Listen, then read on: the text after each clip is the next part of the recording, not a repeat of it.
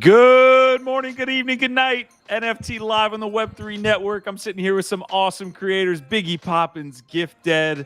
I'm excited. We're going to be around the Web3 and NFT space today. And we also have a special guest. GABE WEIS is coming in to talk about ANTI-STOICs that is dropping today on Nifty Gateway. We just had a great GM Web3 morning spaces. Let's take it around the Tribe box. Also, chat is lit early. Thank you guys for tuning in here as we just press live. What's up, Biggie? Dude, OVOT, man. It's a good day today. We had a fantastic spaces. I fucking laughed a ton. It's just one of those days, right? Like you just feel the vibes. They're just nice, cozy. Can't wait to get rolling, man. So much to talk about. All right, and Gabe WEIS did just join the green room. We have, and we're about to bring him in just a second. Before that, I want to hear from Gifdead. How was that spaces, my friend? I mean, it would have been great, except Gabe is just such, really honestly, an awful guest. He's not easy to interview at all. You know, we did our best. No, obviously I'm joking, and he can hear me right now, which is the beauty of having him in the green room. No, it was an awesome conversation. He's actually flipping me off. It was an awesome conversation. And yeah, we had a good time. Q even got into his bag a little bit with his reporterly newsman talents. You know, we got to do that more. So if you missed out, those conversations are recorded, of course, over there on the X app. Check it out. Awesome show at GM Web3, and happy to be here with all of y'all. All right, so here's the deal. You guys already know what it is. It's NFT Live. We got a full docket on the schedule today. A lot of stuff happening overnight. BigTime getting listed. That was pretty awesome to see on Coinbase. It's up about 300%. Those guys have been building for a long time. But all of those stories are going to have to wait because we are going to shine the spotlight here on Gabe WEIS and his project and everything he's doing. So guys, if you can, before we bring Gabe in here, please leave a like on today's episode. If it's your first time here, leave a subscribe. We appreciate y'all so very much. And we will bring Gabe WEIS here in just a moment. Gif, let's hit the disclaimer, dude. I mean, sure. Q, thank you for giving me this moment to remind everybody that nothing we do here should ever be misconstrued as financial advice.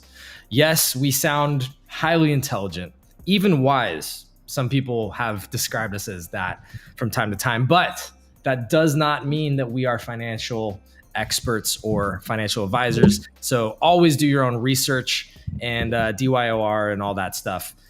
Yeah. All right, Decryptolorian, Easy in Crypto, Squashman, Choina, Chaz, OG Style.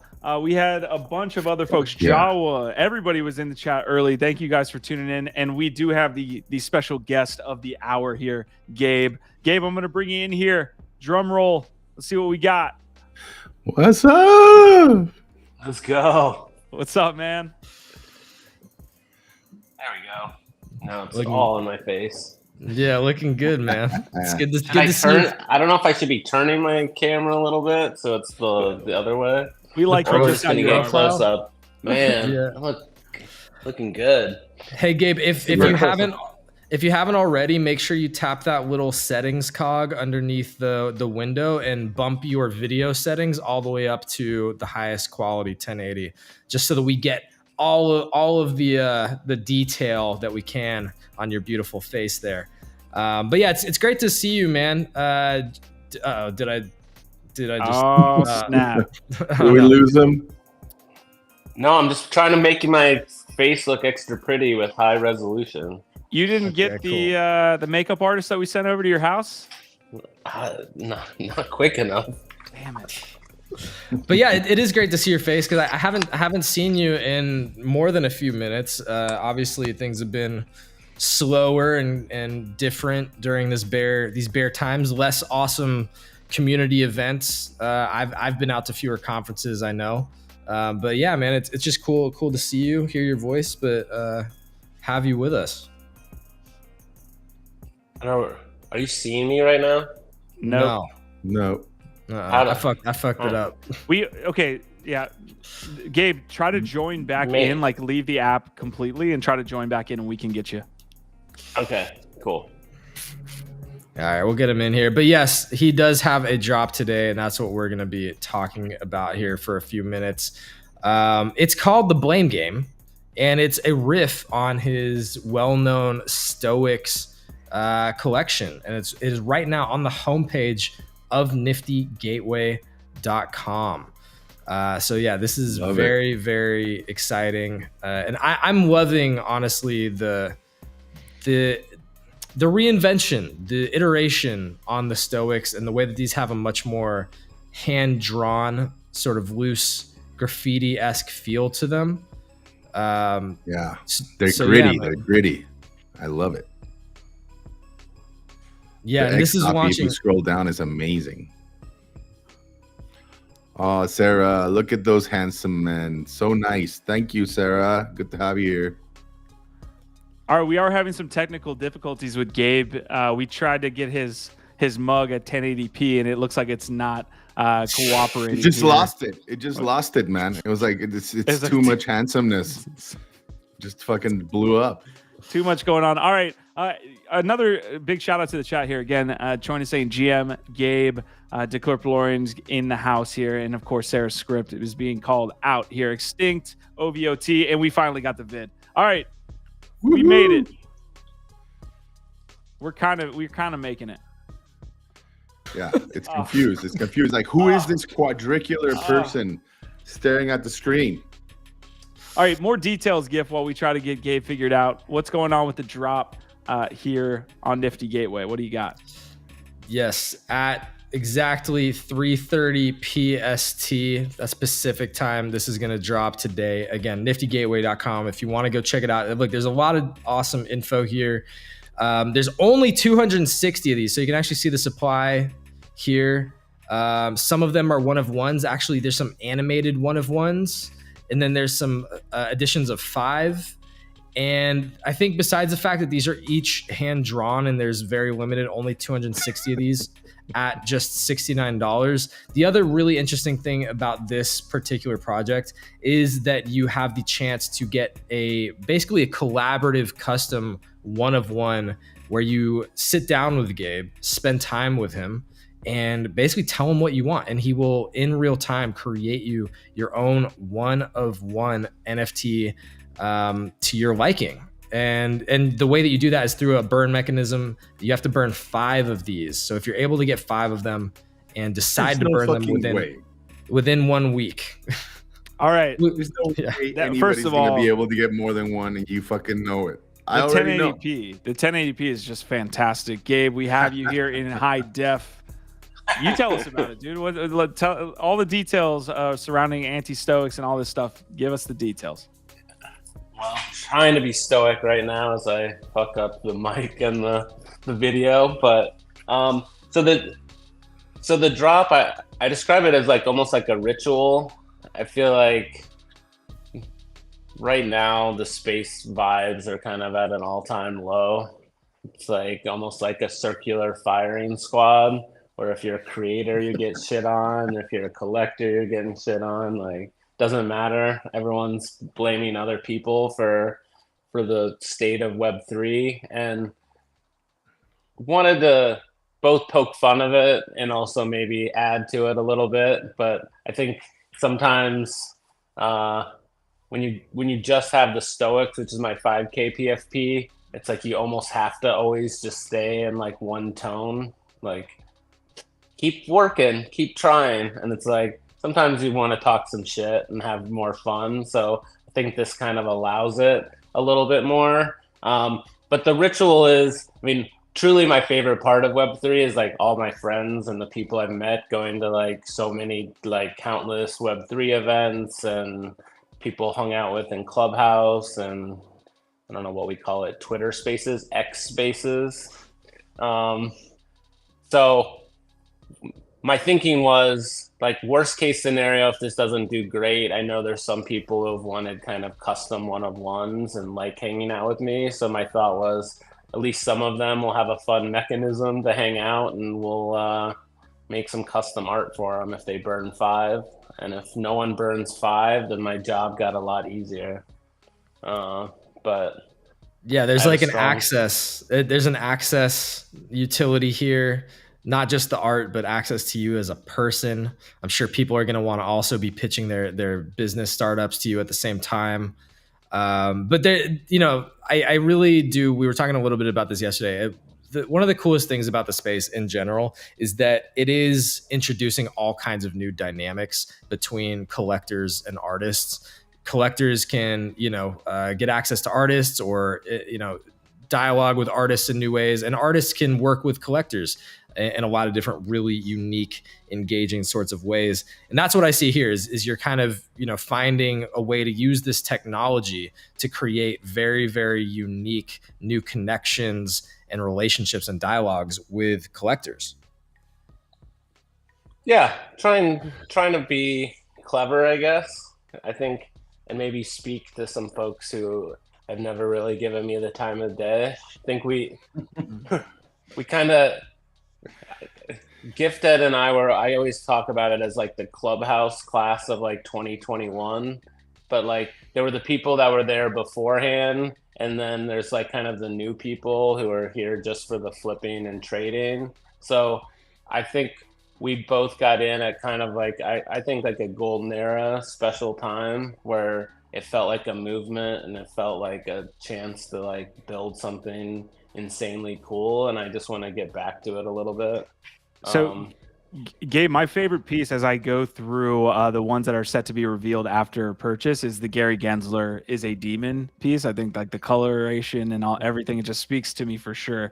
There's a 1.92% chance, it looks like. It's just completely random, you were saying in the morning spaces. But why are the specifically like these first, I believe, 4? No. There's 10. There's 10 10 animated one-of-ones. Okay. They're the ones that I just thought animated maybe the best, and so I wanted just extra gamification. I mean, for some people, it's like they maybe don't want to do the 101 experience with me, but it gives them something to maybe look forward to pulling. And then for the people that do, maybe they don't care as much, but yeah, that was the thinking. Yeah, you're getting a lot of love in the chat right now too. Sarah saying, these are so good. Can I be blamed, please, sir? I think a lot of people are feeling that way. There's definitely some like FOMO in our space this morning of people that wanted to be incorporated into your blame game here. So yeah, no Sarah script. I think that's an L for the whole community, frankly. I don't think you're actually wrong. When I thought about it, I mean, it's just like there's only so many things you can say. Like I have Brian Brinkman is too nice, but like definitely Scared Script is too nice too. So Decrypto Warrior saying, I like the Kevin. Yes, the Kevin's great. Biggie was calling out that X copy, that animated X copy. I'm sure that's gonna be one of the grails of the grails, probably. Yeah, the Dmitry Chernak also is pretty sweet. That Dmitry one, yeah. Yeah, really cool. I don't know, man. I'm pretty unlucky with Nifty when it comes to these drops, and with 250, Gabe, I don't think anybody's gonna be able to amass 5, like, or at least mint them. That's for sure. But it's fantastic. Are you only able to do one at a time when you mint? I think so. Me. Yeah. I've never mass minted anything. I wish I could say I'm like always on Nifty max minting, but. Yeah. I'm glad that we have Biggie Poppins and Gifdead here together, because that coffin situation I want to talk about here in a moment, fellas. But Gabe, I want a couple more details here. So it's on ETH, it's on Nifty Gateway, and it's happening at 6:30 tonight. You were mentioning this is like a late drop for you, so usually you don't have to kind of sweat it out the whole day. Yeah, it's rough.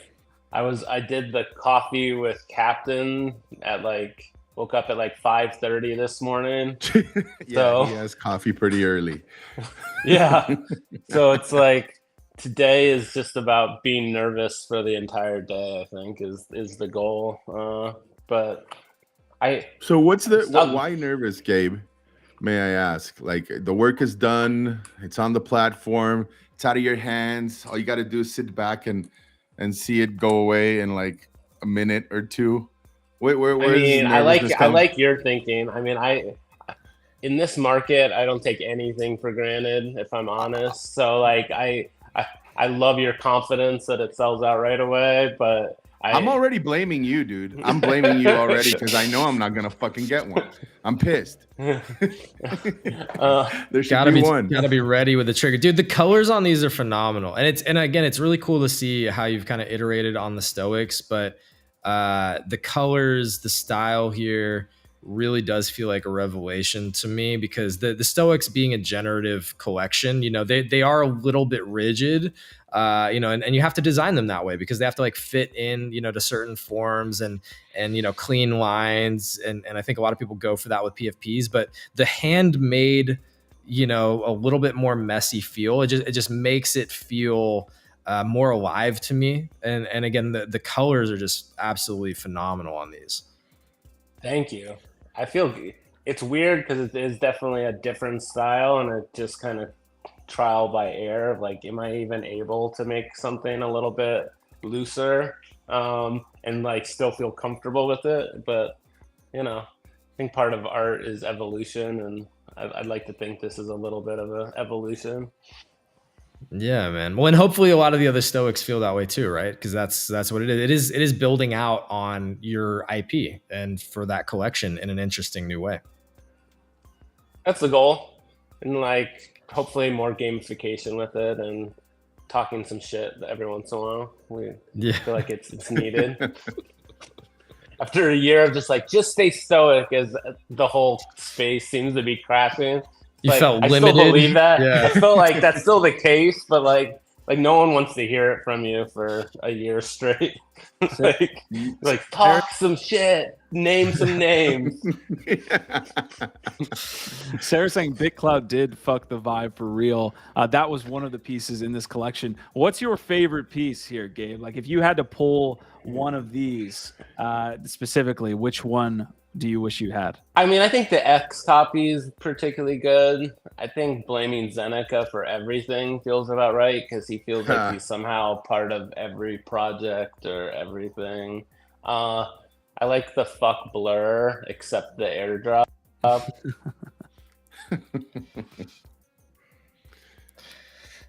Ja was saying a lack of a Gifdead to burn is honestly insulting. I agree. Also Marty saying I blame Gift for everything. So awesome. Appreciate it. Love to see that. Did we lose them?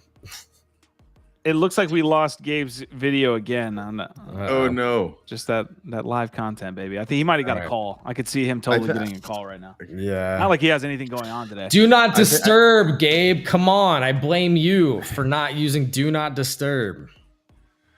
I would have. Is there a Caroline there? Like blame Caroline? No, right? We were saying FTX and SBF and Caroline should absolutely be in there. Yeah. Zuzu. Fucking Zuzu would have been there. A good one too. Okay, so along this lines of thinking, Gabe, one last question from the community here. Who would you have added if you could go back and now just add one more? I'm sure you've gotten ideas from folks now that this is all out in the open. Who's the one you'd add? Sarah Script probably deserves the most blame of anyone. Clearly. In the space, like that actor. We were going places, and then she really, really fucked it up. I've been saying that. I've been telling everybody that'll listen. Sarah Script is to blame for everything. So yeah.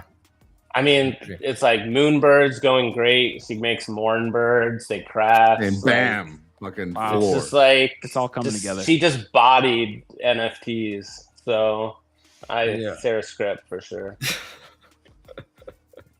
I love it. Well, yeah, Gabe, just let us know. You know, again, you're welcome to hang out as long as you can, but we appreciate your time. Understand it's a busy day with this drop happening on Nifty Gateway at 3:30. So you know you gotta make your rounds and all that. But any just other last thoughts on this? You know, anything you want to share about the burn mechanic or the mint, you know, anything special that you want people to know about? Just take it in good fun. I don't want to get shit for this. I'm tired of shit. So you don't want to just know anyone gives me too much shit. I created an anti-stoic like persona just to give it back. So if you're expecting Mr. Nice Gabe for forever, it's gonna go away here. So I just gotta put on my anti-stoic hat and talk some shit on the interwebs like the rest of everyone. Fuck cow art. That's fucking hilarious. Oh man, dude. Handing that to Grant, and like he tried to be cool about it, but like you could tell he was like not having it. I'm like, I'm getting a pick anyway. Ed Balloon, love to see that. Yeah, maybe briefly regale us with a Marfa story, since both you and Biggie were there. I know Biggie had a great time. I heard you had an interesting time, but yeah, tell us a little bit about Marfa. I think it was both really fun to be around people that are like true believers and care about the art and whatnot. I can't help sometimes but feel like an interloper with that group, because I feel like I'm more of like the community art guy, and there's more of a feeling of like maybe a little bit more like art snobbery. So dude, so I would love for you to talk a little bit more about that, because like I understand like most artists usually play the seclusion game, right? Like or for some reason we have this thing about being introverts. I saw you in Marfa and I want to go say hi, but you know how it is. Like you're talking to one person, I look, I'm like, oh, there's Gabe Weiss. I look again, you weren't there anymore, and it happened several occasions.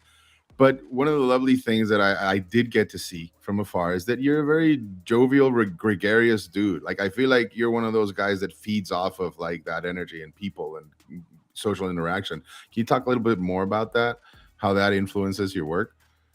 Yeah, so I was a community organizer for 20 years. And so I love talking to folks and figuring out where we have some common ground and maybe ways that we can work together on stuff. But you don't get that. You don't really know what people are into. So I definitely feed off the energy. I just sometimes feel like in a setting like that, sometimes I feel like was it a ball in a china shop, or is that a bull in a china shop? Yeah. A bull in, yes. Jesus. Something, I don't know. One of those sayings. You seem to fit. You seem to fit right in there, brother. And you looked happy as hell, man. Yeah. I'm glad you went. Do you think you're gonna go again next year? I think I will. I think it's probably just like NFT NYC, Marfa, LA. Like there's certain ones that I just need to be at, Art Basel. But yeah, I love the energy. It's a big part of my work, and I think it's some of my success is that when people are deciding what to floor of their collection, they're like, Gabe made me a 1 of 1, or like I had a beer with Gabe and that's a good dude, so maybe I'll sell my feet pick instead of Gabe Weiss or whatnot. So I think it's important for what I do and something I personally like a lot. I love it, man. 100% agree with you. I think like that's what makes, I think, this particular moment in time, this art revolution, so different from past ones. Maybe similar to Belle Epoque or something, where like you actually have like congregation with other people, right?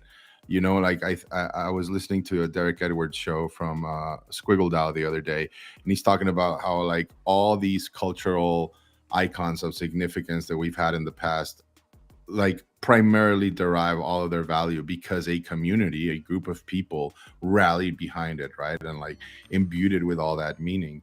And I can't help but think like that's the case right now with NFTs. And for somebody like you that's been a community builder and is also an artist, I mean, that's like a superpower. So man, hats off to you. Keep doing it. And yeah, next time I hope you don't run away immediately once I spot you.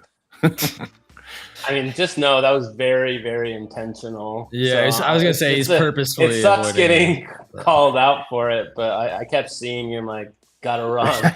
Yeah. Fuck that guy. I've heard things about this, man. Yeah, I will hurt your liver. I'm getting known for that over there. Yeah, just a little.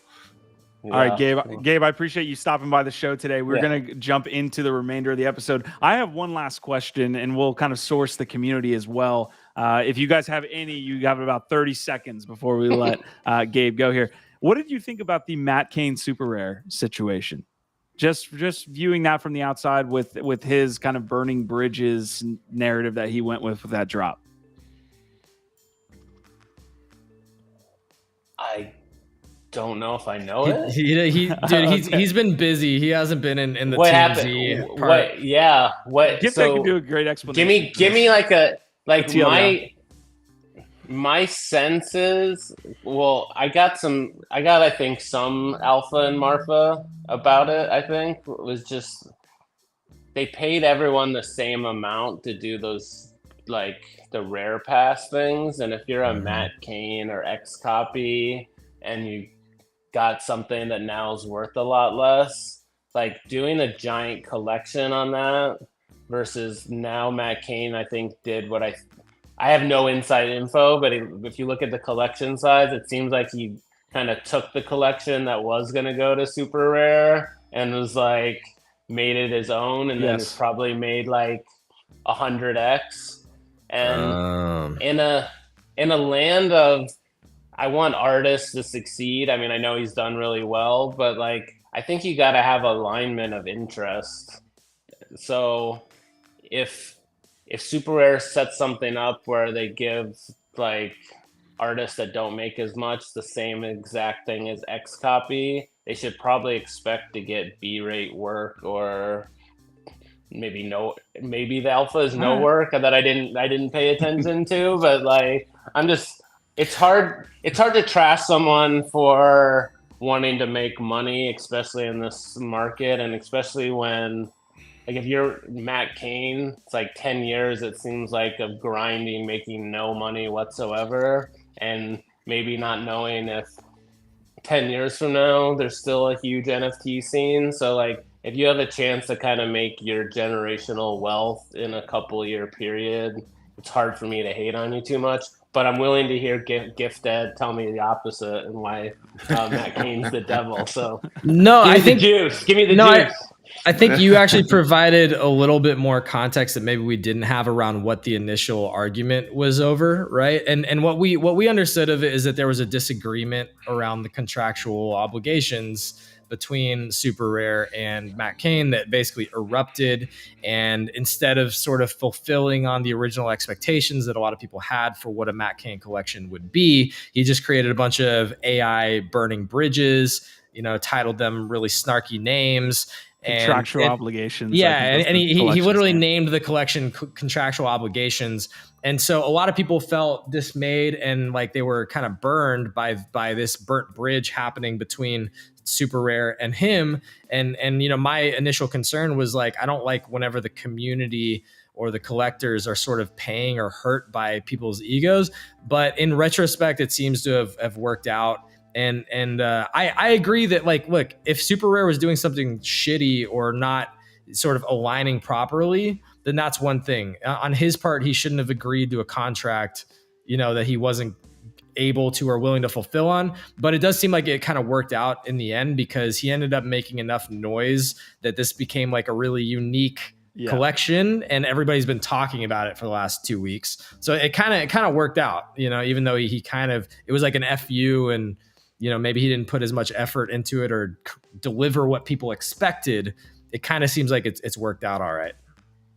Yeah, I mean, it kind of reminds me, I don't know if you heard of the painting that someone did where they like put just blank canvases and titled it like "Take the Money and Run." Yeah, that is a similar-ish situation, except that he actually delivered something a little bit more. There's a little bit more thought and intention that went into this than literally just blank canvases. But you could say that those artists put a lot of intellectual work into coming up with that idea too, I suppose. Yeah. To be perfectly frank, I've never met Matt Cain.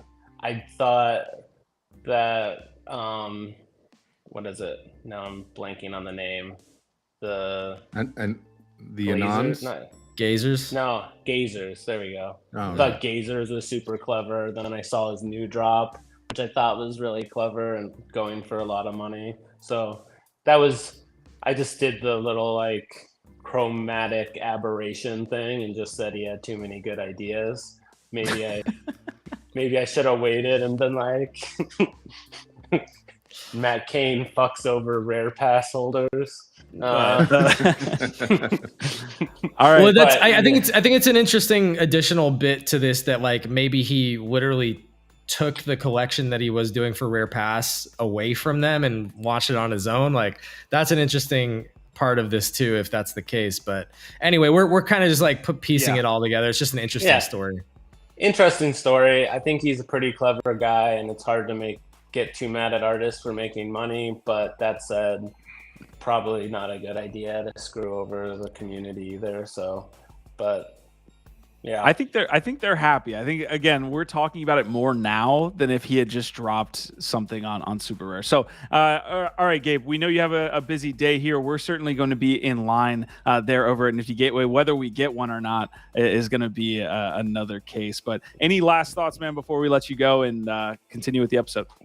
Thank you for sparking the FOMO. I appreciate it. When this thing sells out, I'll know who to thank. It won't be blaming you. I'll be like, Biggie said it was selling out, so that's why I got there and max minted. So appreciate you very much. I had a really good time. 5 minutes max, I believe. All right, he's calling a shot. Let's call him a shot. And nothing would make me happier. Yeah, good luck. Appreciate you very much. All right, take care, gents. Later, dude. Later, man. Yeah, it's cool. It's cool that you got to talk to him a little bit since y'all didn't really get to connect at Marfa, Biggie. Yeah, man, 100%. What a cool, awesome dude, man. I'm all about artists like that, you know.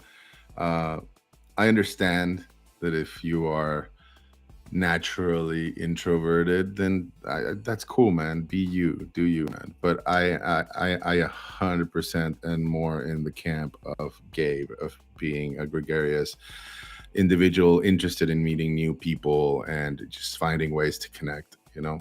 So that's all props to that guy. 100%. That's the first time I'm meeting Gabe, and he is an awesome individual and is just connecting, and you can tell he's like self-effacing a little bit as well. And like, that's not what you expect from an artist. You expect like this ivory tower, like, oh, you should just be happy that I'm here kind of vibe that I get a lot of times from like the bigger artists, I think. Yeah, he's definitely not that type. Man of the people. But yeah, it was awesome to have him. All right, Q, you wanted to talk about coffins. I mean, we can talk about it. I mean, Biggie definitely, Biggie made you look like a fool, frankly. Well, I thought it was all friends. I thought we were just like connecting and it's going to be totally random. Dude, I thought I was a little bit late, to be honest. That's why I upped the gas. I was like, dude, like if I can't be number one, I gotta be number two, right? I was like, I know there's somebody else lurking there, right? I did not know that I was gonna get all the fucking coffins, but I love it, man, because now I got a lot of space to put the bodies in, you know. Yeah, my body. I got wrecked. And for those of you that don't have any background on this, Gifdead launched Proof of Coffins last week. I was eagerly awaiting. I was trying to be the first to mint, and Biggie ended up getting the first one. And all power to him. He got it. I thought we kind of just went in together. No, this man upped the gas to beat me, and he did. And yeah, hey, fair play to you, sir. I'm giving you a hard time, but it's all fair play. Congrats on that. Yeah, man. Thanks, dude. I'm pumped to own that piece, GIF, and I'm really looking forward to the follow up to it, you know. But yeah, man. I'm honored that both of y'all got one. Frankly, it means a lot. And yeah, the fact that y'all were in a gas war to try and get token one and that special complete set, the only complete set. These are the blueprints for some of the work. The earliest pieces minted and the run up to the drop of coffins. And yeah, to have y'all be part of it is really special to me. I also have to say, I love your handle, Inigo Montoya. my name is Inigo Montoya. You killed my father. Prepare to die. Dude. Yes, sir. One of my favorite movies, man. That's William Goldman is the screenwriter. He's the man. Yeah. All right. Nobody's listed like that anymore. Nobody's listed these yet. So I don't believe any are listed. Hands. I would find the person if they listed it. I would actually find like there's some social trying psychology OTC going. No. Just like flame them religiously on X. That's what I would do. So don't even try it. All right, here we go.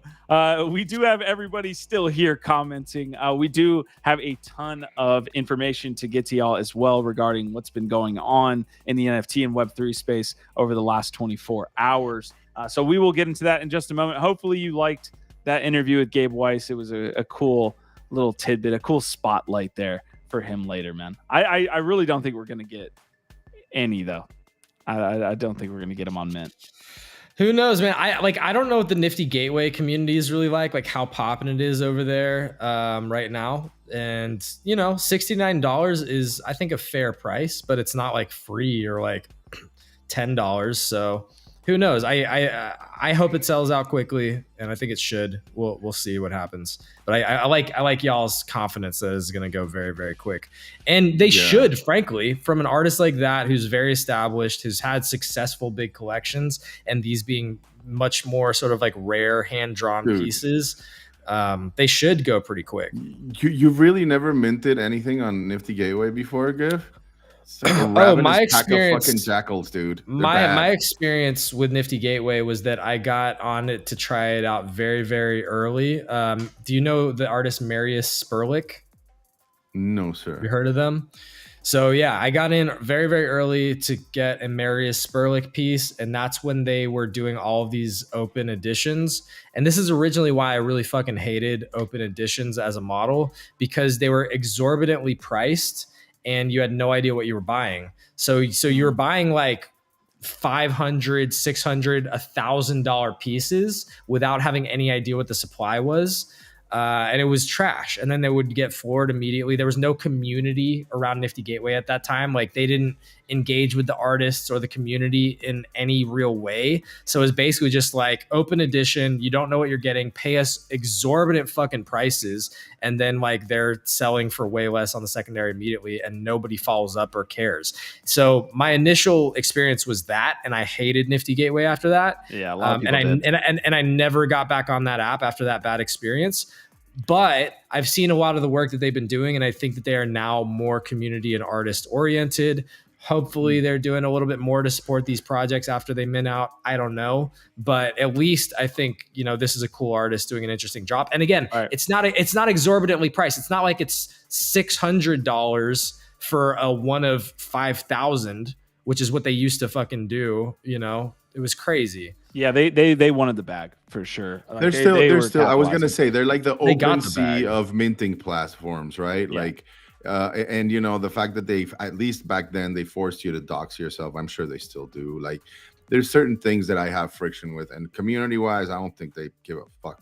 I've never been in the Discord, to be honest. Don't care to be, but I will say there's a lot of collectors there. I still do collect because they do put out like some pretty good pieces with some serious artists. So, but it's a pain to fucking get, especially when it's somebody like Gabe, short supply, unless you have the ETH there at the ready, or like yeah, it's gonna fly. So.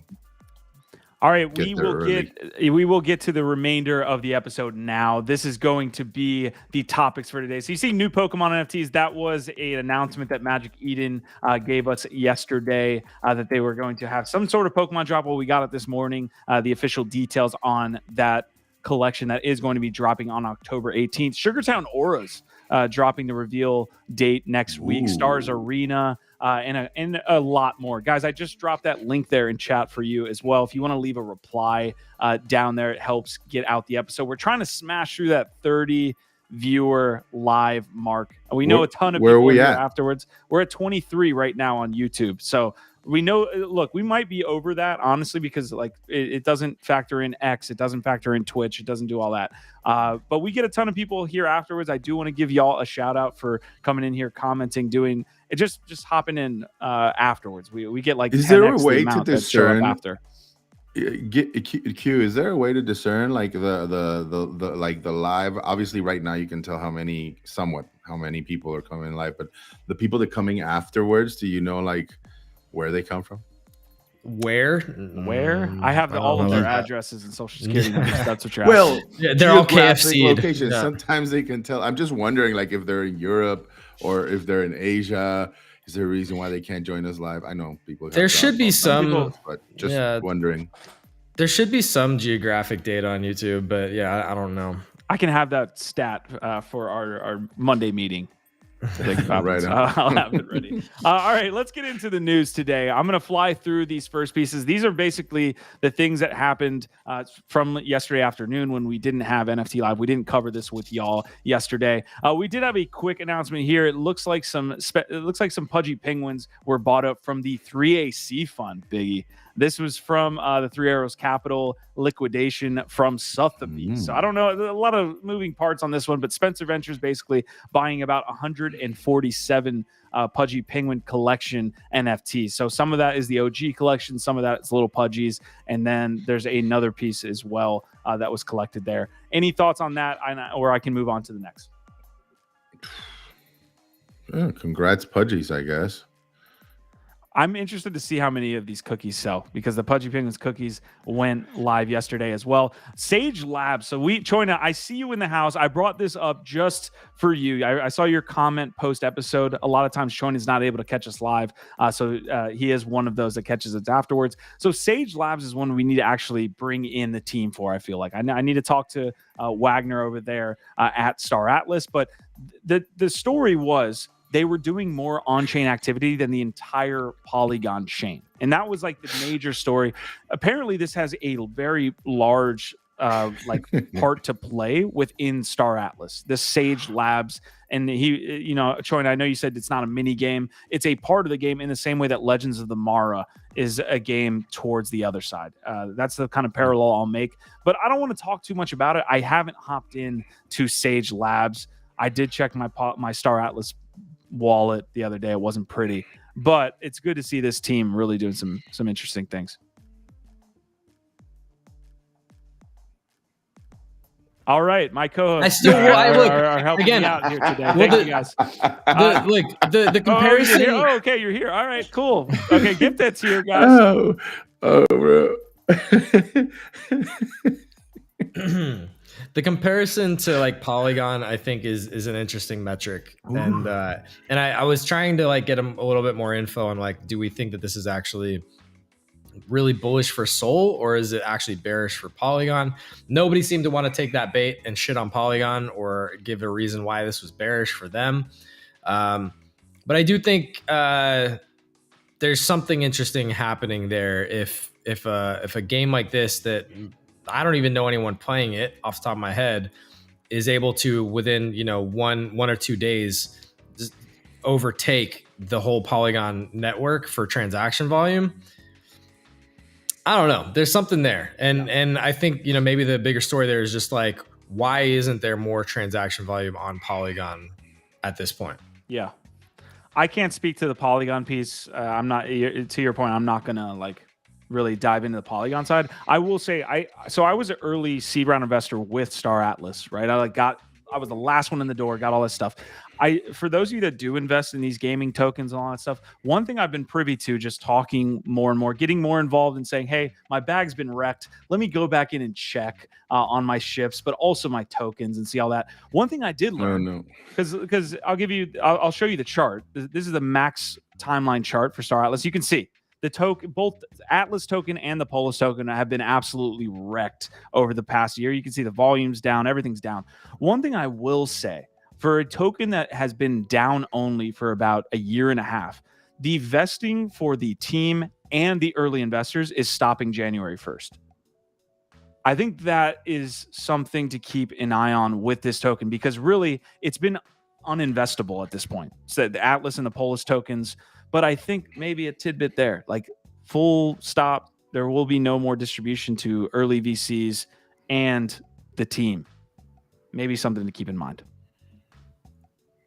All right, this next one hits a little bit closer to home. Actually, let me cover this Parallel piece. Parallel was listed on Steam. Not other than that, I mean, that's the news.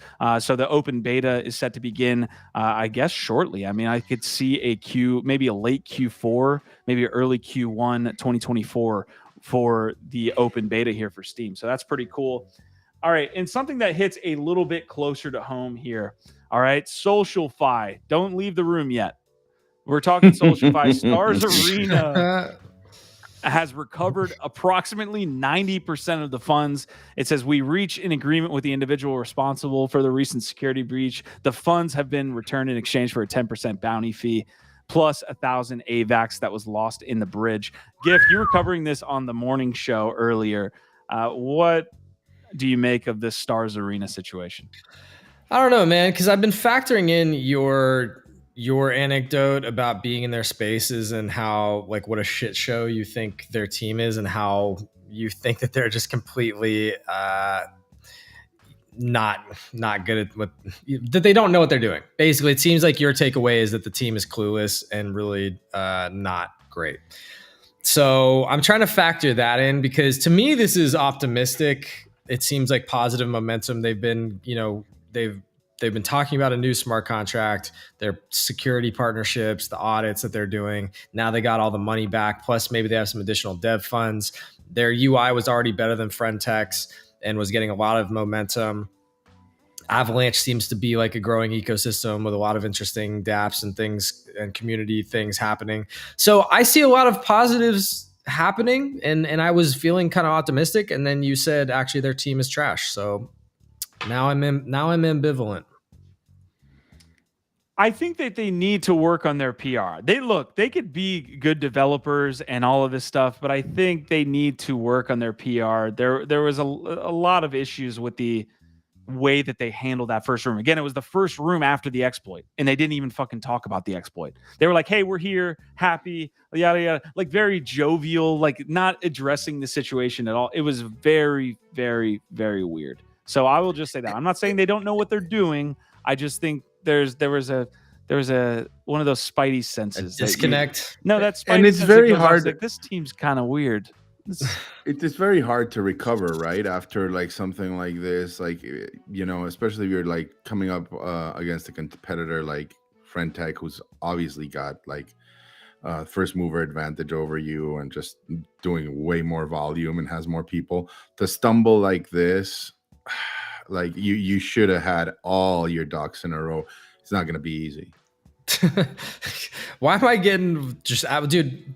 Look, Prodigy, first of all, my vocabulary and my grammar are absolutely impeccable, and I will not let you sit here and flame me in this way. But I will say one other thing that we learned from Chaz this morning is that it sounds like with the rollout, because they are concerned of people just sort of like flooring it and getting the fuck out when things are made whole, et cetera, and they relaunch, is that they will probably not allow you to trade their tickets or their keys for some amount of time and sort of ease people back into it after the relaunch, which is probably smart, but then brought up questions about centralization. It's like, they're trying to make sure it's successful, and so they're using whatever levers of control they have. Yeah, BitClout, like PTSD starts to come in when you're talking about like not allowing people to trade and all this stuff. So, all right, real quick, I'm going to drop this thread here by StarCraft2.eth for you to check out, because it's about new Bitcoin City. I think it was a really well thought out thread. This is another SocialFi competitor, right? So they're kind of popping up. Some are more prominent than others. I think NBC is actually one of the more prominent here within the SocialFi space. He says NBC isn't a Friendtech fork or a Bitcoin-based SoFi platform. It's much more. Think of NBC as an aggregation layer for the broader SoFi space. It complements Friendtech. It doesn't compete with it. So take a look at that thread yourself. I'm not going to get on new Bitcoin City. I've kind of put all my eggs in the Friendtech basket. Shout out to my holders, by the way. Maxi. Yeah, I am a maxi. You know what? You know who has a lot of things to say, and I'll leave the SoFi things here today. You knew I was going to bring it up, Gifdead. It was this fucking post by PO today. I could go a lot of different ways. This has you PO'd. It has a whole got me PO'd, and I know I was taking a lot of shit from people up on stage today, but TLDR, this thread is basically saying,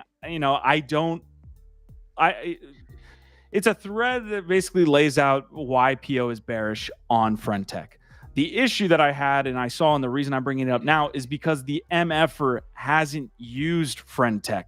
He very clearly, in all bold, is saying, I've never bought a single Friendtech key and likely never will, and is yet putting down a 12-step thread as to why he thinks Friendtech is not going to be successful. So I'm not a big fan of this. I'll let Biggie come in here. I'm interested in y'all's takes as well. But yeah, I came out, I quote tweeted, I commented. This is not the way that this space is supposed to be, in my opinion, with the media and the journalistic integrity that people should have. But go ahead, Biggie. Would you have felt better if he would have led with that sentence initially, right? Like if he would have opened up that thread with that disclaimer, like I have not bought and probably never will and then gone on with his tirade or whatever. Like, do you think that would have been okay, read better? Because I do think, like, I mean, structure does matter when you've, you know, put out this type of content, written content, right? Like, we all know how things can be misconstrued. I think he meant well. Like, you know, like Gif was saying in the spaces, like he was just trying to educate and maybe warn people to be a little bit, you know, careful with this new tech, right? Although I do also agree with UQ in that, you know, if you've never had skin in the game, if you haven't played with the tech, then maybe just lead with that initially and be like, here are my thoughts as to why I'm not playing with it and why I'm not participating and why you should maybe tread lightly. And then it would have made a little bit better sense, right? I think it's one thing to offer sort of like simple comments or commentary and just say like, oh, it's not really for me, or like say this or that you can actually speak to, versus creating like deep dive content around something, positioning yourself as like an expert voice when you have no practice or experience in that thing. And what I'll say is that for me, when this first popped up and got traction and we wanted to create videos on it, even though I had a negative taste in my mouth from BitClout and didn't really feel good about it, the first thing that I did was say, I'm going to go sign up and at least like try it out and see how the app works so that I feel like I can create content responsibly, intelligently. And that is, I think, to me, the difference here is that like he's creating like content. Like these are deep explanations about like this app and what's going on there without ever actually using it and getting into to see it firsthand. And so I do get why Q, like, you know, but it does make some valid points, right? Like the volume you can get, it's verifiable. The fact that they're undoxed, verifiable, right? Like, and then again, like, I mean, he has worked at different startups and everything, so he has a little bit of background knowledge of what happens when an undoxed group of founders make millions of dollars off the bat, like immediately, like right off the bat. Does Pio not have right? enough Like, money how things can happen. go in there?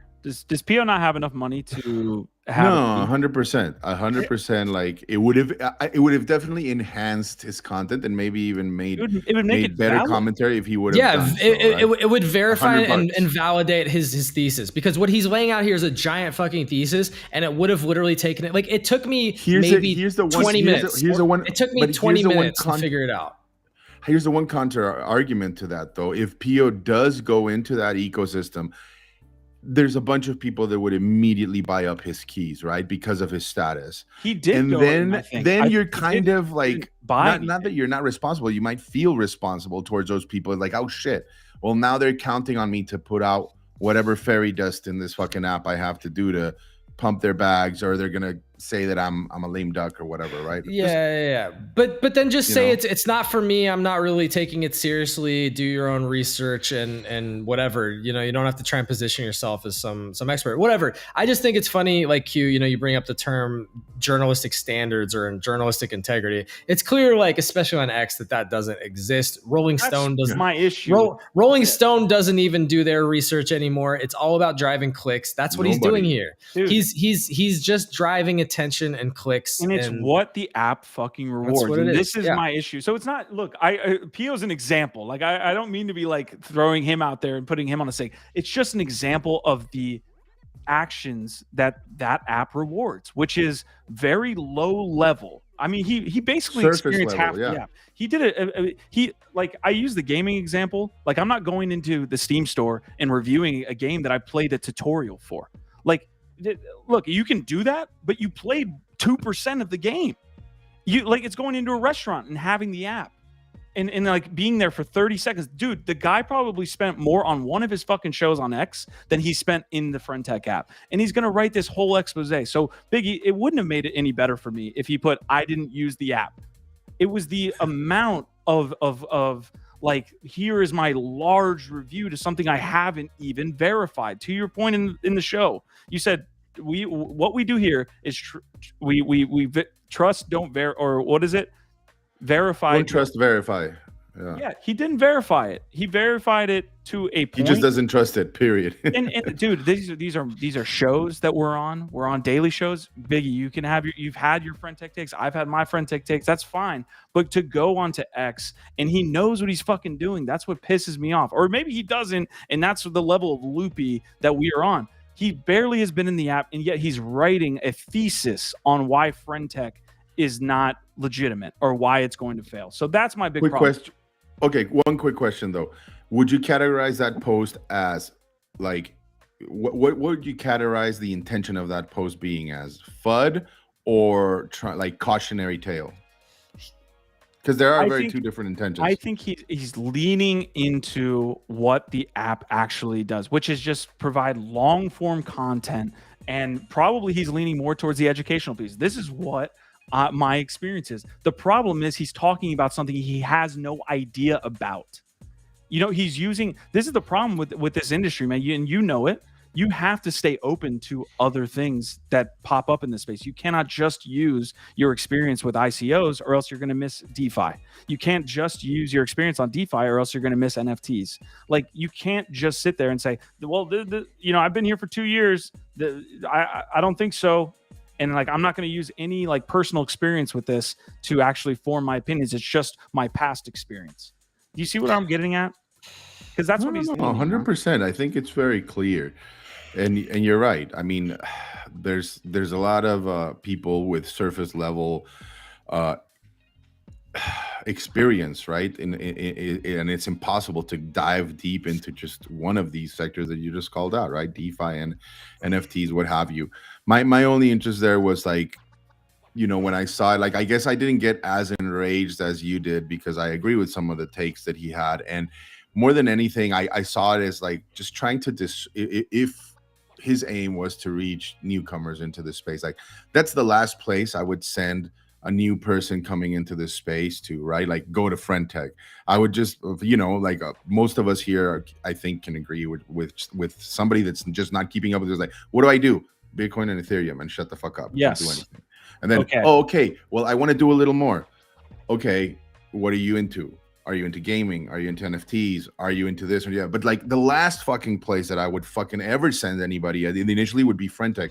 And I think what he was trying to say is like, because there's so much volume and attraction to this place right now because people are making money, I do think it's important to let people know, it's like, hey, this is very new.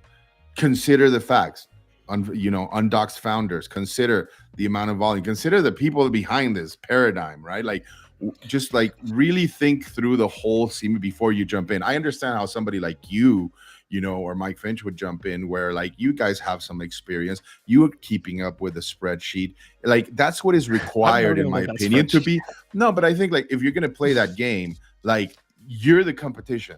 Like, people should be thinking about it taking it at that level of seriousness. If you're just casually there, you know, buying keys of your favorite influencers, you're going to get fucking wrecked. Biggie, right? I agree with most of your takes on this. I think PO is an example of a larger problem in our industry right now of not people that are trying out things, that are just sitting there on the fucking sideline, just doing nothing and talking about these things like they actually know what's going on, and yet not getting active at all.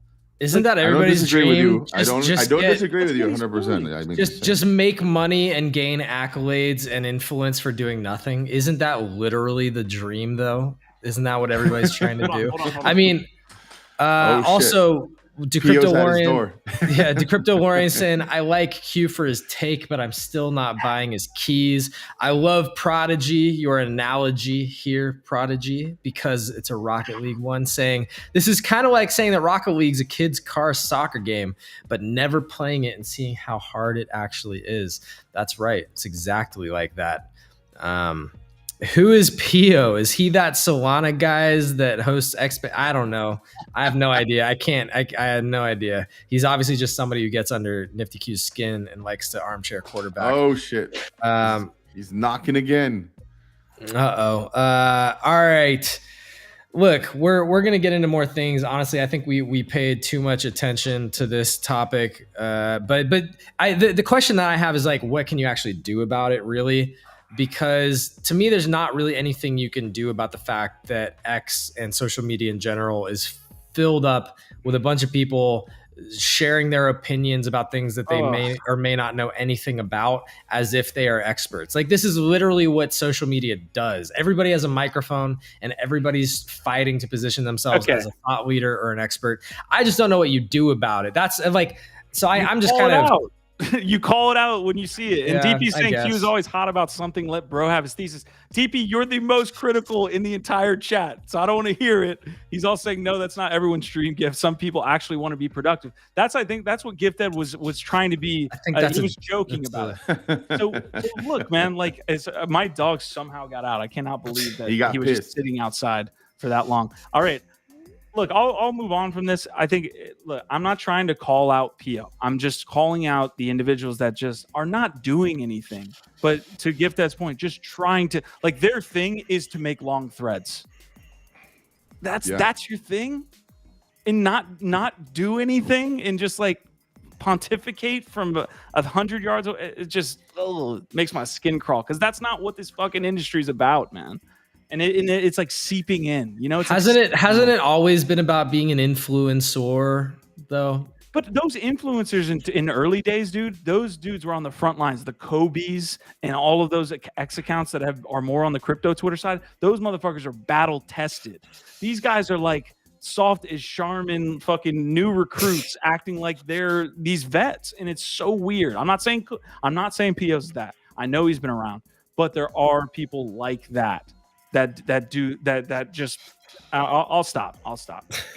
I get you, Q. I get you. I get pretty infuriated myself. I sent you a link, and I don't know if we want to continue down this line, but it was very much in line like that, right? Like it was a YouTube link that my brother-in-law sent me, and he was like, "Oh, I just saw this video on NFTs. I really liked it. I want your take." And this is a guy that I love, obviously, and I was like, "Okay, let me start looking at it." And it was a fucking... How long is this fucking thing? If you want to get angry, especially you, Gift, you will fucking free. It is a 42-minute video supposedly talking about like why NFTs this and that, and it's really just like a fucking Gary V hit piece. The only example they ever use is fucking V Friends and Gary V. They don't talk about what an ERC20 is.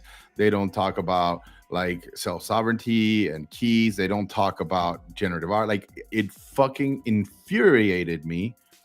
And at the same time, I really appreciated that he shared this with me and that he sent it to me, because it really lets me know where we are on the timeline right now, right? Like, a lot of people I know are in pain, and we're calling for bottom signals, and we're just trying to signal them out. I don't think we're anywhere near close, but looking at this and seeing that this is what people are seeing, what the normies are looking at, it tells me that we have a lot of work to do.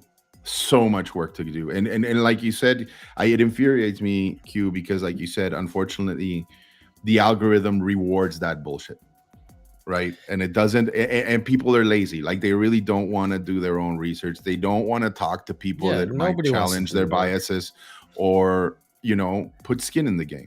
I mean, which are like the key requirements to fucking really have anything to say in this space. This is why CoffeeZilla is so valuable, because he actually does real investigative journalistic work.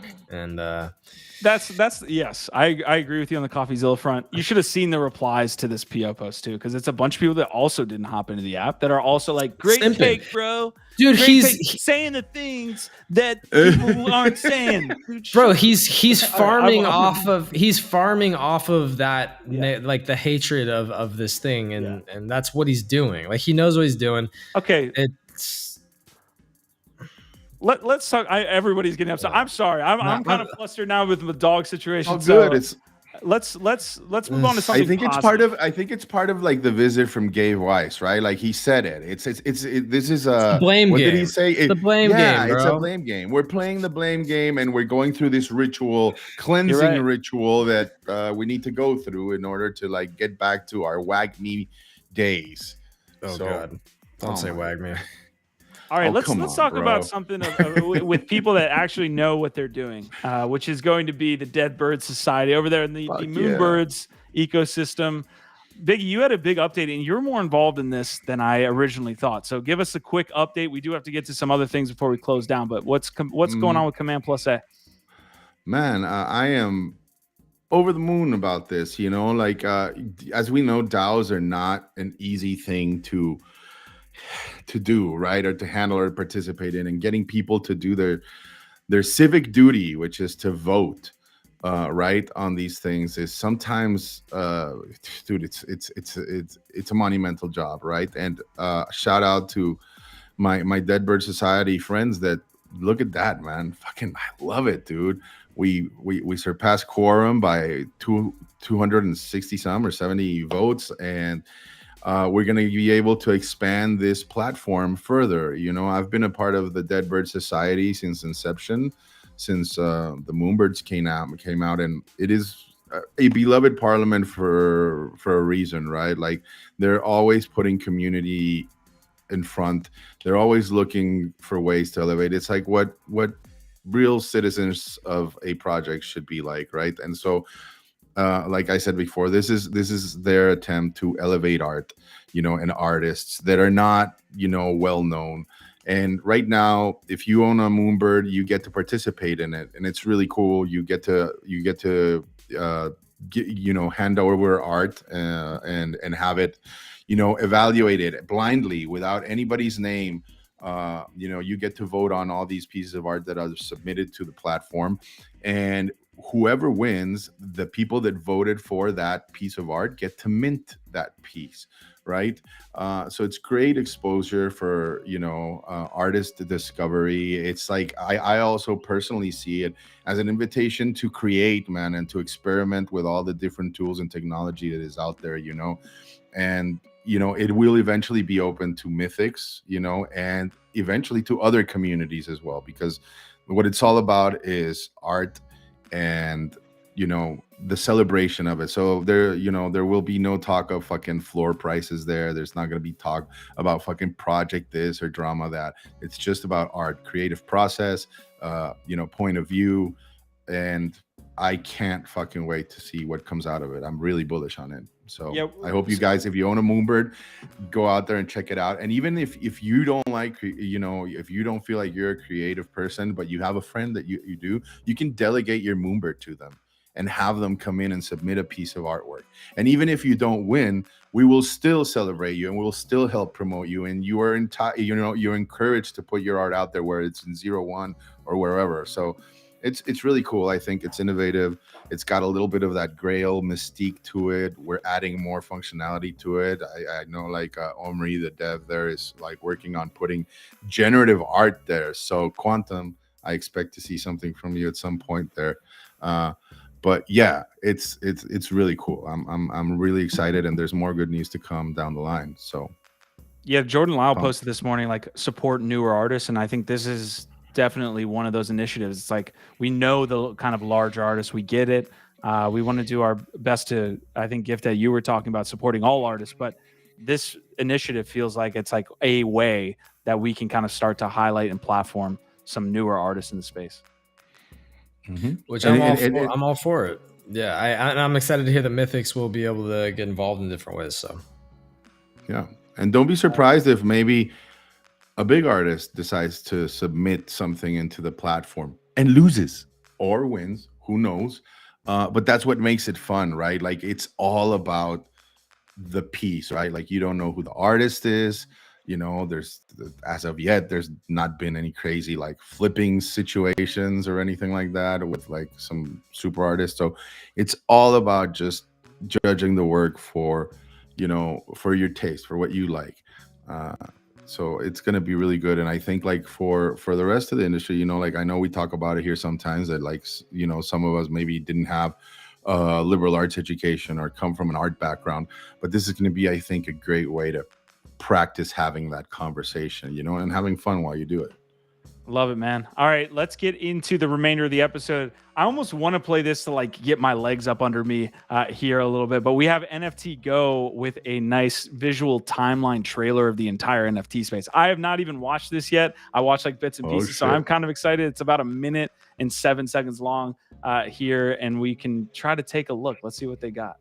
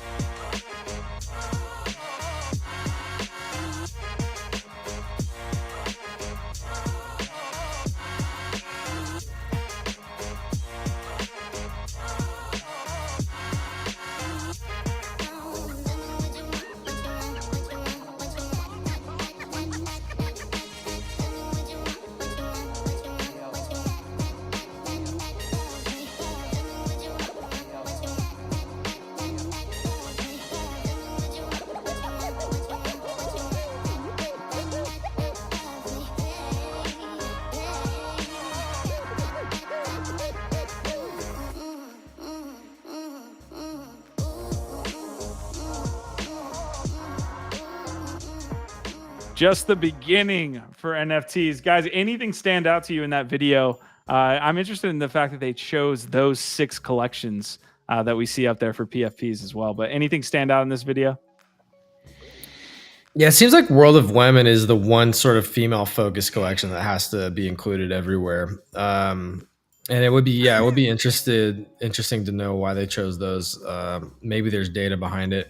I think it's interesting that Chex and O'Pepin got called out here at this level. Again, Jack Butcher, we've been talking about how he's established himself as one of the maybe most important artists in all of digital art now through those collections. I guess they agree. It's just interesting to think about why they decided to highlight certain things and maybe leave out other things. Any takes, Biggie, before we move on? No, man. I understand. Like, there's always like, well, why didn't they put the Moonbirds or this or that? It's just it's a quick ad. It's like they needed something quickly identifiable. It's a very simple. It works with the background. Yeah. I honestly thought it was gonna be like one of those other like charts where you see like the volumes and this such and such comes into the picture. I did not expect it to be like they that, do those too. Nice. They do those too, but like that was a very reductive, simple, explanation of the last couple of years, right? And so if you're brand new and or you're just trying to like sort of get a very high level of some of the key points and things that matter, then hey, I think it's useful as a tool. I mean, technically, they shouldn't have started with CryptoPunks, right? They should have started with Autoglyphs and Mooncats, right? But whatever. Yeah, because they said start in 2014, and then they went directly to CryptoPunks 2017.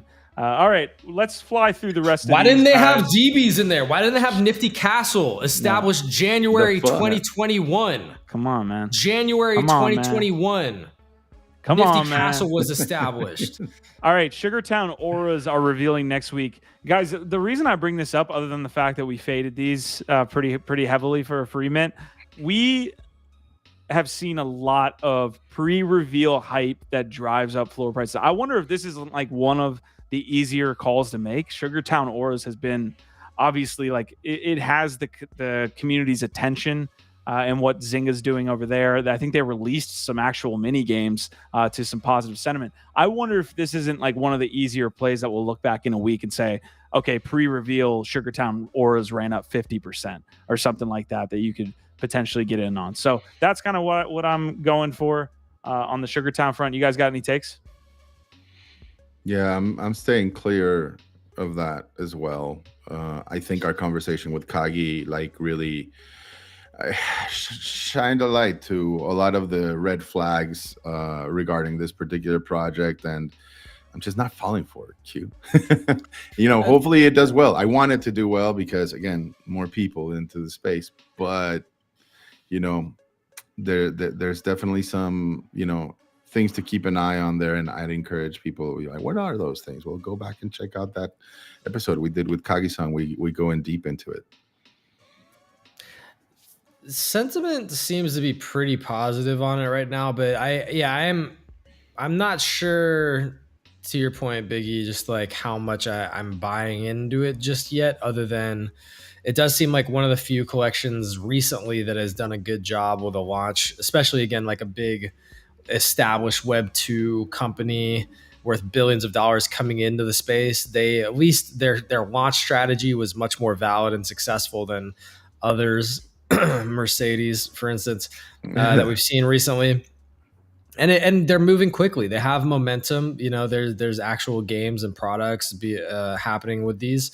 So it's not like they just launched something and said, "Hey, give us all your money, and we'll maybe provide some kind of game in the future." They did a free mint, and they already are rolling out games and experiences and things around this. So I don't know, man. I have to give them a lot of credit for at least understanding and doing a better job with this than a lot of other projects. But to your point, like how dedicated is Zynga to this right now? Will it actually be supported a couple more months from now? Maybe they hit a snag and something doesn't go as well as they hoped. Then how do they handle that? that's always the question for things like this, because a lot of times, you know, they eschew this confidence and they put out, you know, they make it seem like they're so into the community and then can very quickly kind of rug their own projects when things don't go well. So I don't know. I'm kind of in and out on this. I am curious, and seems positive right now though.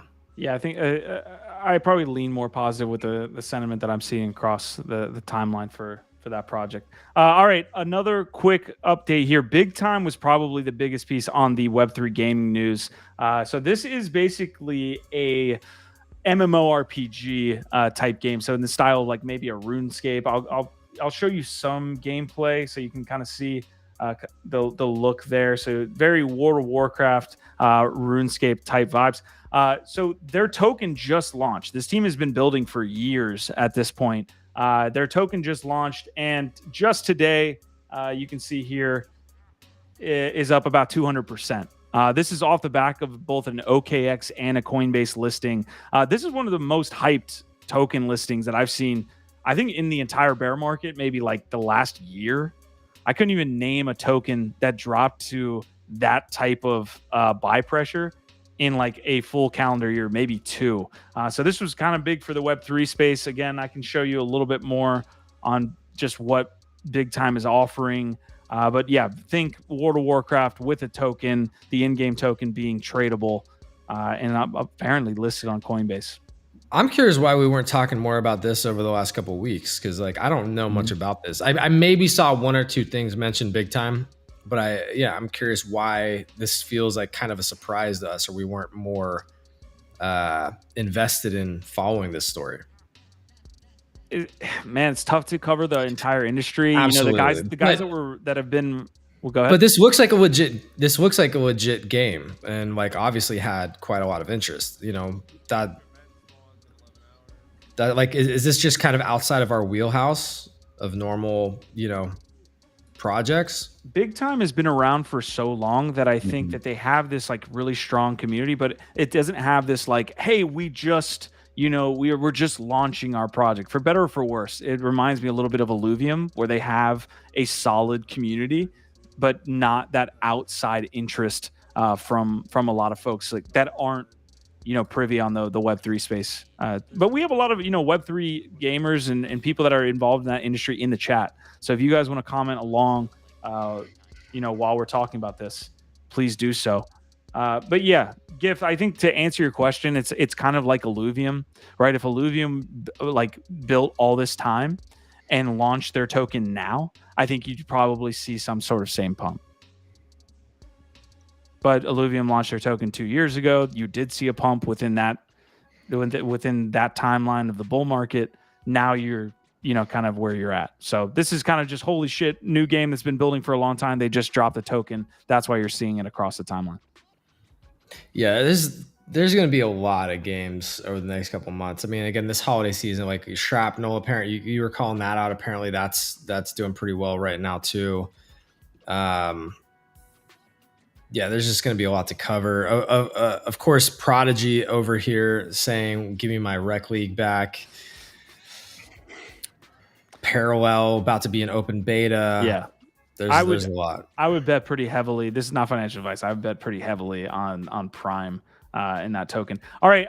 This is a very quick piece, and then we do have to touch on Pokemon. It made the thumbnail, of course, so we might even have to do a little chopping there, but we should touch on it for sure. The MoMA just acquired the unsupervised. We touched on this, but Rafiq Anadol's ISS Dreams was a piece that was actually put up for collateral for about 75 ETH on Arcade. So this is kind of, I think the post is mentioning worlds colliding. Obviously, you're seeing more just art now being put up as collateral. You have seen this happen with PFPs, right? Bored Ape Yacht Club and a lot of these other PFPs have been used as collateral. You haven't seen it as much on the art side. So I thought it was a cool story. Yeah. 100%. Interesting. All right, a drop that we were touching on this with Gabe Weiss. We're not going to be able to potentially mint that. Well, this is going to be another tough one, and this is going to be the story that we will wrap up with today. MagicEden teased a Pokemon collab. They had kind of a small, like 3-second GIF that was basically showing a Pokeball with another Pokemon. Well, we were speculating that it could be another type of Courtyard drop. Maybe that it was even Courtyard itself partnering with that. We have Collector Crypt, IRL trading card, redeemable NFTs on Soul. That is who they're working with here, I guess, with Magic Eden. It's a competitor Eden. of Courtyard, tokenizing. I would say Magic Eden is the competitor here. I don't know. I think collectors are the ones that have the cards, but Courtyard was kind of positioning itself as a marketplace, right? So now you have Magic Eden. Together. Yeah, now you have Magic Eden that is the larger marketplace, and they're working with Collector Crypt, which has the Pokemon cards themselves. So super interesting here. I mean, I think it's going to be I want to make sure 100 tokenized Pokemon cards released as single packs. Fly. Yeah.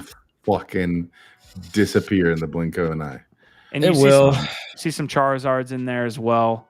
I'm curious though what the integration looks like long term for something like this, because it kind of feels to me like Magic Eden's just capitalizing off the fact that like Courtyard is getting a bunch of traction with this right now to get more interest on their marketplace. But if you don't have sort of like a dedicated marketplace for this stuff, like I do kind of worry.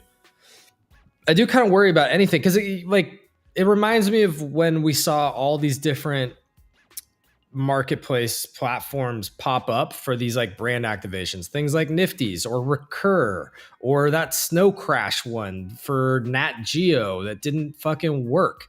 It's like people spin up these sort of like projects to get some kind of initial hype or test something, and then they don't support them. And then what happens to these assets and the data and like all the shit around it? It's not to say that you can't still own these NFTs, but it might be locked in some weird part of the blockchain that's hard to interact with other thing. Like, yeah. I just don't know. Okay. And this is on Solana too, which is a whole other thing. I'm not fudding Sol, but it again, is Sol going to be a place where these types of tokens are going to be long term? Like we just don't know. And so I personally am more bullish on Courtyard being a dedicated marketplace for this type of thing, where I believe, and who knows, maybe Courtyard fucking disappears in a year or two. It's possible. But I believe at least that like this is their business model. They're not just sort of like,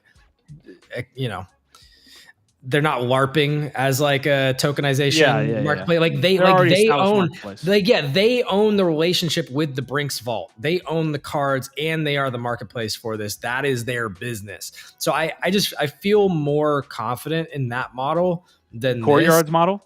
Yeah. And Courtyard's model, where they're sort of like fully integrated. Yeah. They have the vault with Brinks. They have the cards. They have the marketplace. They have the data. That's their thing. And they're doing more than just Pokemon cards. So, you get the benefit of other traders coming into that market too and discovering it. So I'm just saying, like, I think it's cool. I think it's interesting. You're right. It'll probably sell out immediately. Hopefully, though, they turn this into a more substantive thing, right? Like, and they're not just gonna like, what does this partnership look like long term? You know what I mean? Like, now you're relying upon them working with these people long term and figuring that out. I don't know, man. Yeah, I have questions about these types of things. Yeah, there is a short and long term to this, right? Like you look at maybe Garbage Pail Kids on Wax, and there was all this fervor for that at the time, but then you think about it, and you're like, okay, a year out, is there going to be substantial interest still in this, where it's going to be something that you could do long term? So I agree with you that they need to figure that out. Maybe on more the short term side, like I think there is going to be interest. Biggie, you're saying it's going to fly. I agree with you. I think Solana is a good ecosystem for this to actually be launched on as well. That I think you have some DGen gamblers that want to do stuff like this, and I think it's a good fit, to be honest. So. But I do wonder at the appetite for more Pokemon cards, even though it's a huge IP.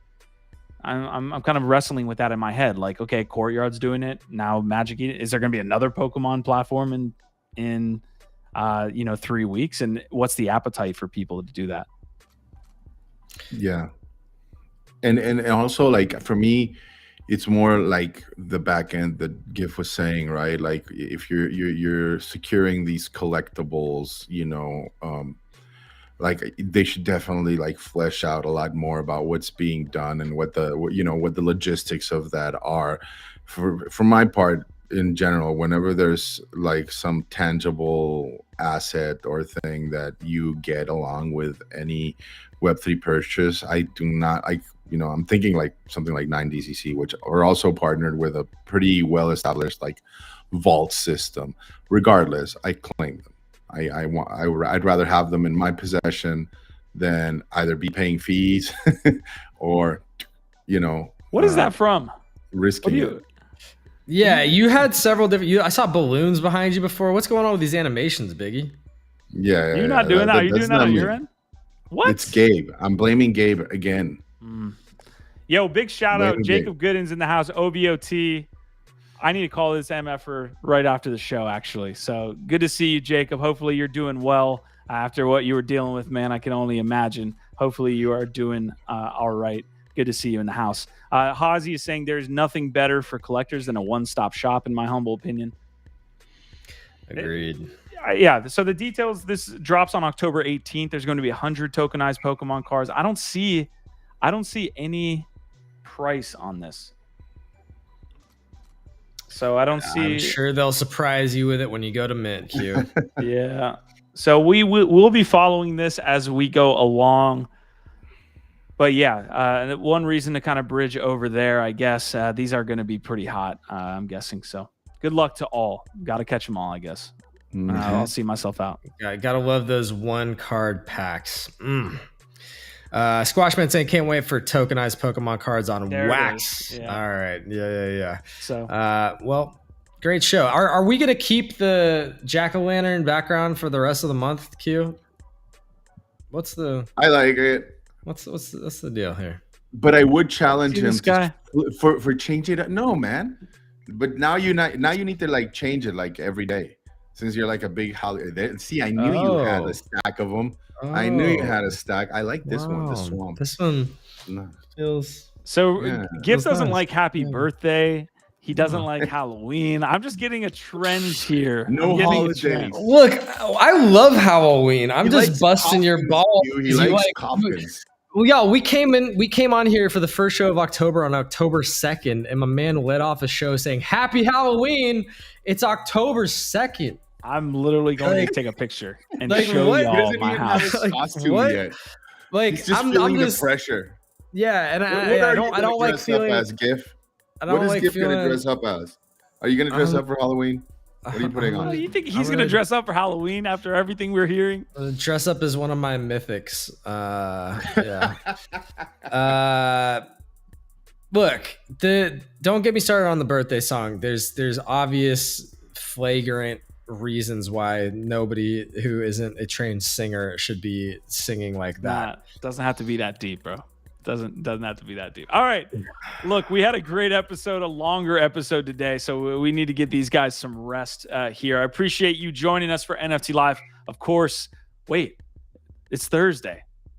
It's Thursday. Oh, there's no NFT Live tomorrow. We will do the rehash for y'all. Appreciate y'all showing up and showing out. The entire episode here, we had Gabe Weiss on again, highlighted earlier in the episode. Everybody that's stuck all the way through our Vibe, our tribe. Let's go right to left, left to right, whatever. Biggie, what's up, dude? OVOT, man. I can't wait for this drop. I'm going to see if I can finally get lucky on Nifty Gateway. But either way, love being part of this. As usual, we'll see you next week. Let's see what the weekend has in store for us yet again. Yeah. Santa is real. Santa Don't you dare. Don't you dare. Santa is real. Dude, this is why like the kids don't tune in to watch us. Oh, that's it. That's why. Okay. Look, big love to y'all. We'll be back next week. Look out for the rehash coming this afternoon. Check out Gabe's drop, 3:30 p.m. PST. It's happening in just a couple hours. Gif, you have to have a figurine. End with it. Oh, this is the best. This is the closest thing that I got right here. Nice. All right, y'all. Our Vibe Bar Tribe. Fuck Peace it. out.